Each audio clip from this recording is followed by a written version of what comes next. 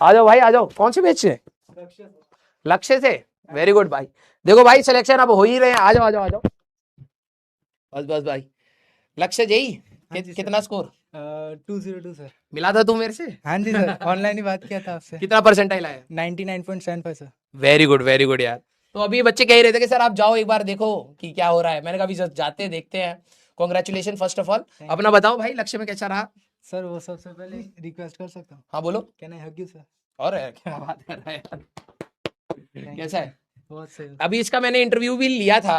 हाँ तो इसने बहुत मतलब जो इसने मेरे से सवाल पूछे ना, जैसे आप लोग बकैती करते हो, कॉन्ग्रेचुलेशन आ रहा है भाई इतना सारा। Thank you sir. हाँ तो इसने मेरे से बहुत, जैसे नॉर्मली क्या होता है कि जब हम किसी टीचर से मिलते हैं तो हम लोग नॉर्मली थोड़े ऑस्ट्रक हो जाते हैं और वैसी चीजें नहीं पूछते, लेकिन इसने बहुत जेन्युइन 12वीं के साथ सर बोर्ड्स कैसे देखना है, जेई मेंस 2 पर कैसे करना है, एडवांस पर कैसे फोकस करना है, कितने दिन बोर्ड्स के लिए निकालूं, बहुत अच्छे सवाल पूछे इसने। और जब भी इसका इंटरव्यू आएगा प्लीज आप लोग एक बार देखिएगा, क्योंकि अगले साल आपके साथ भी ऐसी सिचुएशन आएगी कि आपके बोर्ड्स और एग्जाम्स दोनों क्लैश करेंगे, तो आपको थोड़ा सा एडजस्ट करना पड़ेगा। ठीक है? तो भाई देखो बच्चे कितने खुश हैं आपके लिए।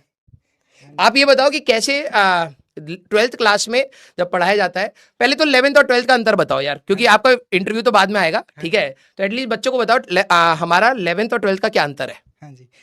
11th जो होता है ये नीट वाले हैं वैसे तो। हाँ जी। ठीक है? तो बता देना, वो समझ ओके। जाओगे आप लोग। ठीक है? हाँ, जो 11th होता है ना, आप 10th से एक लेवल बढ़ जाता है ऐसा नहीं लगता, क्योंकि जो जनरली हम 9th से 10th में पास होते हैं तो आपको थोड़ा सा लेवल बढ़ता है, बट जब आप 10th से सीधा 11th में आते हो ना, तो आपको थोड़ा सा मतलब बहुत हाई जंप होता है, तो आपको 11th थोड़ी सी हार्ड लगती है। एज सच मेरी भी थोड़ी वीक थी 11th, बट एज सच ऐसा भी नहीं बोल सकते, क्लास टॉप करते थे। तो 11th मतलब आप 11th में अच्छे से ध्यान दे दोगे तो आपको 12th में सपोर्ट मिलेगा।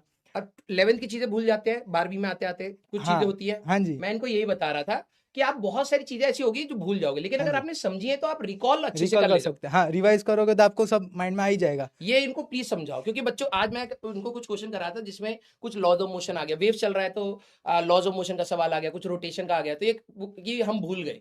हाँ जी। तो आप बताओ कि ये क्या ये नॉर्मल चीज है या फिर पैनिक करना चाहिए? नहीं, पैनिक तो किसी चीज में नहीं करना चाहिए सर, क्योंकि अगर आप पैनिक कर रहे हो तो आप सब भूल ही जा रहे हो भूल ही वैसे भी। जाओगे। हाँ सही और बात है। और अगर आप पैनिक कर रहे हो, आपको कुछ समझ नहीं आ रहा, तो वैसे भी सर आपको कॉन्सेप्ट बता ही दे रहे हैं क्लास में, तो आप यस। वो देख सकते हो। उसके बाद अगर आपको नहीं आ रहा, जो कि आप ऑलरेडी आप भूल चुके हो, तो आप रिवाइज कर लो, कि आपको थोड़ा बहुत तो आ ही जाएगा माइंड में। फिर लास्ट में वैसे भी सर जब आपकी एग्जाम नजदीक होती है तो सर वैसे भी लेक्चर्स देते हैं रिवीजन वाले, वो भी आप प्रीफर कर सकते हो, या फिर आप अपनी नोट्स देख लो, आपको वो आपने बनाई हो तो ऑलरेडी बेस्ट ही है।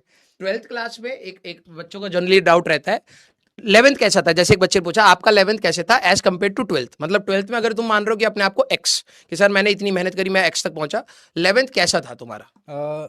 85% 11th 12th का, तो मतलब आप समझ लो 12th ईजी रहता है 11th से। जो 12th होता है, आप ऑलमोस्ट कॉन्सेप्ट जो होते हैं आप सीख चुके हो कि प्रॉब्लम सॉल्विंग अप्रोच कैसी होती है। अप्रोच बन जाती है, हाँ बिल्कुल जी। सही बोला आपने। हाँ। तो 11th में क्या होता है, आपको नया नया होता है तो आपको पता नहीं चलता क्या करना होता है क्या नहीं यस होता। और बिल्कुल। 12th में आते आते आपको समझ आ पैटर्न जाता है। बनने लगता है। हाँ, पैटर्न बनने लग जाता है कि ऐसे क्वेश्चन है तो ऐसा करने का, ऐसा क्वेश्चन है तो ऐसा, तो आपको पैटर्न समझ आ जाती है। और 12th के क्वेश्चन जो भी, मतलब फिजिक्स का बात कर रहा हूँ, तो फिजिक्स में जितने भी चैप्टर्स हैं वो 11th के कंपेयर में थोड़े ईजियर साइड में है। यस बिल्कुल सही बोला। हाँ जी। और 11th आपको थोड़ा हार्ड लगेगा, बट आप अगर देखो इनका कंटिन्यू तो रहते। एक इनका आप लोगों को मैं एक बहुत चीज बता रहा हूँ, जेई वालों के लिए एक प्रॉब्लम है। जैसे आज मैं इनसे पूछ रहा था कि क्या तुम भी जेई दोगे, तो कह रहे थे हाँ देंगे। जेई वालों के लिए प्रॉब्लम क्या होती है कि इनका जैसे लक्ष्य का स्टूडेंट है, तो नवंबर के लास्ट में हमारा सिलेबस खत्म हुआ, 1 महीना मिलता है जिसमें प्री बोर्ड होने होते हैं, प्रैक्टिकल्स होने होते हैं और जेई मेंस की तैयारी करनी होती है। बहुत हैफजर्ड होता है, और अभी इसके शायद अभी बोर्ड्स भी आने वाले हैं, तो बहुत थोड़ा सा हैफजर्ड हो जाता है। आपके लिए अच्छी बात यह है कि आप पैनिक मत करिए, आपका नवंबर में जब सिलेबस खत्म होगा you will get enough time. आपका नीट भाई अप्रैल मई में हो रहा है, मई के फर्स्ट वीक में, तो you will get enough time कि आप 11वीं को अच्छे से रिवाइज कर सकते हैं, है ना? तो ये लोग 1 महीने में अगर जुगाड़ कर ले जाते हैं, इतना कर ले जाते हैं कि भाई अच्छा परसेंटेज आ जाए, तो आप लोग भी आराम से उस चीज को कर सकते हैं। अच्छा डमी में थे या कैसे थे? 11th में स्कूल रेगुलर स्कूल था और 12th में डमी करवा लिया था। कैसे करा? जो 11th में था ना, अच्छा 11th में स्कूल जाने का डिसएडवांटेज हो रहा था? हाँ, सेमी वेस्टेड था 11th, ऐसा आप समझ सकते हो, क्योंकि जो बैच में क्लासेस होती है वो पूरी 6-7 क्लास में होती है। हम लोग जो होते हैं वो स्कूल जाते थे, टाइम नहीं रहता था, मतलब उस टाइम पे उतना नॉलेज नहीं था कि अब टाइम को एडजस्ट करना होता है, मैनेज करना होता है, तो कुछ चीजें तुम छोड़ करके गए थे एग्जाम में, सच आ, बताना ईमानदारी से, हाँ। भले वो चैप्टर हो, टॉपिक हो, या किसी भी फिजिक्स केमिस्ट्री मैथ्स में तुमने कुछ चीजें छोड़ी एग्जाम के लिए जो शायद तुम बहुत अच्छे से प्रिपेयर नहीं कर पाए? हाँ, फ्लूइड्स अच्छे से कर नहीं पाए थे। देखो, हाँ होता है सही में।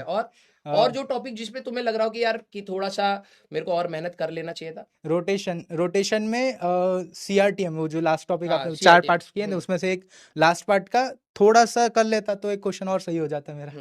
इसके 5 या 6 सवाल ऐसे थे जो ये और बेहतर कर सकता था।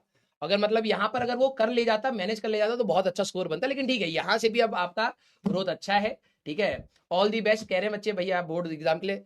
जेई वालों के लिए बोर्ड्स का भी एक पैरामीटर बहुत इंपॉर्टेंट है कि 75% अगर आपके नहीं आए तो आपका चाहे NIT निकले या IIT निकले, कहीं एडमिशन नहीं होता है। तो यहाँ पर जेई में बस यही मैनेज करना थोड़ा सा कठिन हो जाता है कि आप कब किसको फोकस करें। हाँ ठीक है, जी। यस। कौन से बोर्ड के थे बेटा? CBSE। CBSE board. CBSE board का एक एडवांटेज है हाँ कि जी। इसका सिलेबस मेजोरिटी मैच कर जाता है आपके कंपटीशन से। अगर आप स्टेट बोर्ड या ICSE से हैं तो आपको कुछ एडिशनल चीजें पढ़नी पड़ती हैं, या फिर कभी कभार बोर्ड्स में आपको कुछ एडिशनल पढ़ा दिया जाता है जो आपको छोड़ना पड़ता है। यस, हाँ चलो भाई, ऑल दी बेस्ट आ रहा है बच्चों से। थैंक ठीक यू। है, और इनको कुछ राय देना हो तो आप अपनी तरफ से दीजिए। जैसे मतलब मैं तो इनको बस ये बोल रहा हूँ, ज्यादा पैनिक मत करो। 12th स्टार्ट करने से पहले क्या करना चाहिए, ये अगर आप अपने हिसाब से क्योंकि तू सीधे उसमें आया था, लक्ष्य में आया था। तेरे को क्या लगता है कौन कौन से टॉपिक्स 11th के 12th में यूज हो सकते हैं?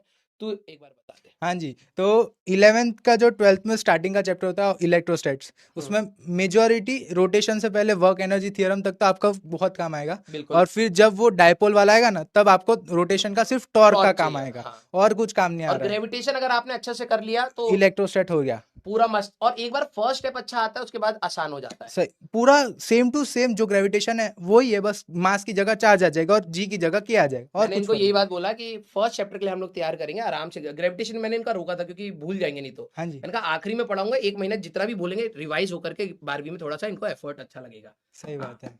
चले भाई, बहुत अच्छा लगा आप लोगों के साथ डिस्कशन करके। भाई